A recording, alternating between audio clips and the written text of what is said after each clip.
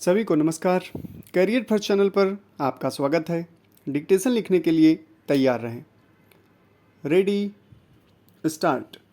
महोदय, भारत विकास के ऐसे चौराहे पर खड़ा है जहां उसे ऊर्जा की तेजी से बढ़ती मांग को चुनौती और जलवायु परिवर्तन की कड़ी समस्या का एक साथ सामना करना पड़ रहा है। 140 करोड़ से ज़्यादा की आबादी और सबसे तेज़ी से बढ़ती प्रमुख अर्थव्यवस्था होने के कारण देश में ऊर्जा की स्थायी और सुरक्षित सप्लाई की ज़रूरत पूरी करना पहले कभी इतना मुश्किल नहीं रहा। हाल के वर्षों में भारत ने परिवर्तन की बड़ी क्रांतिकारी यात्रा शुरू की है और अपना ध्यान परंपरागत फोसिल जीवाश्म ईंधन तथा कार्बन आधारित प्रणाली की जगह बिजली उत्पादन के अक्षय या नवीकरणीय स्रोतों के स्थायी विकास पर ध्यान केंद्रित किया है। इस बदलाव से अधिक स्वच्छ और हरित ऊर्जा मिलने के साथ साथ देश में ऊर्जा की भावी स्थिति के नया रूप देने की क्षमता भी मिल रही है।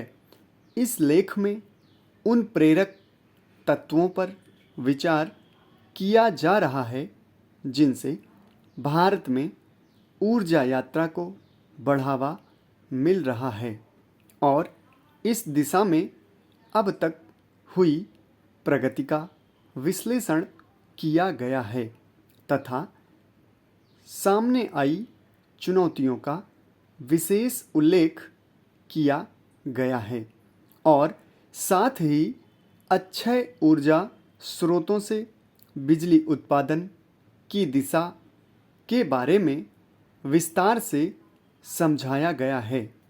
दशकों से ऊर्जा क्षेत्र मुख्य रूप से कोयला, तेल और ऊर्जा, प्राकृतिक गैस जैसे कार्बन आधारित जीवाश्म ईंधन से बिजली उत्पादन करता आ रहा है और इसी प्रकार ऊर्जा क्षेत्र की आर्थिक प्रगति भी होती रही है, परंतु बिजली उत्पादन के लिए इन स्रोतों पर निर्भर रहने के लिए हमें पर्यावरण की दृष्टि से और सामाजिक तौर पर काफ़ी बड़ी कीमत चुकानी पड़ी है।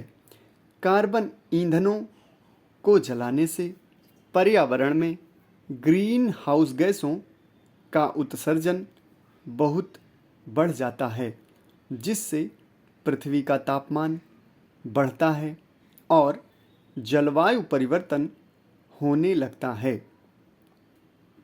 महोदय, पंचायती राज व्यवस्था की स्थापना के आरंभ के वर्षों में इन संस्थाओं ने ग्रामीण विकास की दिशा में अच्छे परिणाम दिए, लेकिन कुछ वर्षों बाद किन्हीं कारणों की वजह से पंचायती राज संस्थाएं अपने सौंपे गए उत्तरदायित्व को सही ढंग से निष्पादित करने में असमर्थ दिखाई देने लगीं, अर्थात ये संस्थाएं अपेक्षित परिणाम देने में असफल रहीं। इसका सबसे बड़ा कारण इन संस्थाओं के पास वित्तीय साधनों की कमी रही। साथ ही अधिकांश केंद्र सरकारों ने पंचायती राज संस्थाओं के चुनावों में भी अधिक रुचि नहीं ली।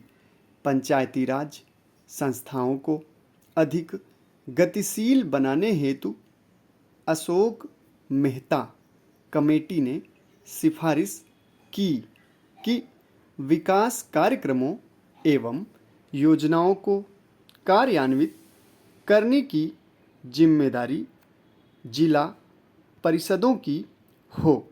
समाप्त।